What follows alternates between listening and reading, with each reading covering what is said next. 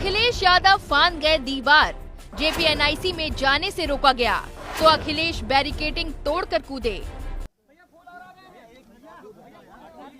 भैया थोड़ा हम लोग पीछे बना लेने दो यार, हम लोग तुम लोग परिस्थितियों में उस समय पर चरम सीमा पर महंगाई थी, चरम सीमा पर बेरोजगारी थी, चरम सीमा पर भ्रष्टाचार था और न जाने कितना उनके साथ देश के समाजवादी नेताओं को जेल जाना पड़ा, इमरजेंसी लगी। और जिस समय वो पीजीआई अस्पताल में थे उस समय जो उन्होंने जेल डायरी लिखी उसमें लिखा कि मैं कैसे सोच सकता हूँ एक लोकतांत्रिक देश में इमरजेंसी लग जाएगी। उसमें न जाने कितने लोगों को जेल भेजा गया, कई लोग कई वर्षों रहे और उस पीड़ा को, उस तकलीफ और परेशानी को जीवन भर नहीं भूल पाए। लेकिन जो नारा दिया था संपूर्ण क्रांति का, जो जगाने का काम किया था, उसने परिवर्तन लाने का काम हुआ और किया जनता ने। जनता की शक्ति के सामने सरकार की शक्ति का कुछ असर नहीं है। मुझे दुख इस बात का है कि पुलिस लगा करके यहाँ रोक रहे हैं, अधिकारी इस बात के लिए तैयार नहीं है कि किससे पूछें। तो कम से कम ये देश की और प्रदेश की जनता जाने और लोग जाने आखिरकार कौन रोक रहा है, कौन रोक रहा था। इसलिए मजबूरी में जिस तरीके से हर बार माल्यार्पण करने हम समाजवादी लोग आते थे, मुझे याद है जब उद्घाटन हुआ था नेताजी यहाँ आए थे, नेताजी से मैंने उद्घाटन करवाया था।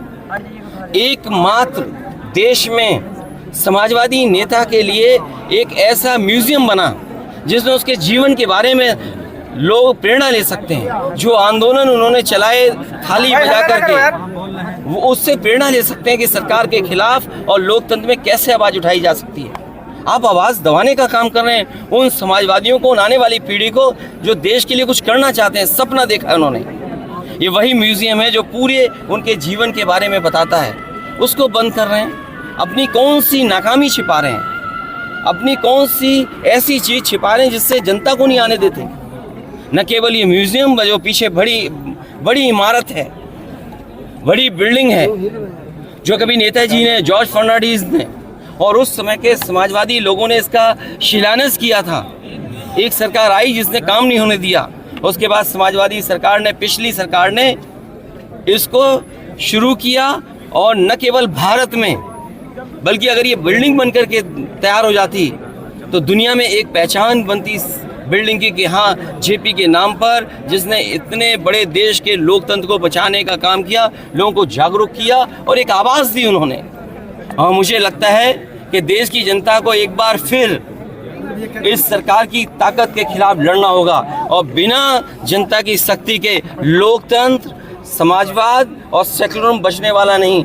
जो आवाज़ उन्होंने दी थी संपूर्ण क्रांति की, मुझे उम्मीद है कि सभी समाजवादी लोग मिलकर के आने वाले समय में लोकतंत्र बचाएंगे, समाजवाद बचाएंगे, संविधान बचाएंगे और उस संविधान को बचाएंगे जो बाबा साहब भीमराव अम्बेडकर जी ने हम सबको दिया है। और जिस समय बाबा साहब भीमराव अम्बेडकर जी का दिया हुआ संविधान इन्होंने बदल दिया, उसी दिन समझने हमारी आज़ादी भी ये लोग छीन लेंगे। क्या लगता है सर, क्या कारण हो सकता है आज के दिन माल्यार्पण कहाँ तक जाएगा, कब तक जाएगा?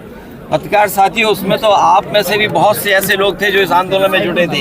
ये 24 तक जाएगा और 27 तक परिवर्तन करेगा और एक लंबी लड़ाई में शुरुआत कहीं तो होगी।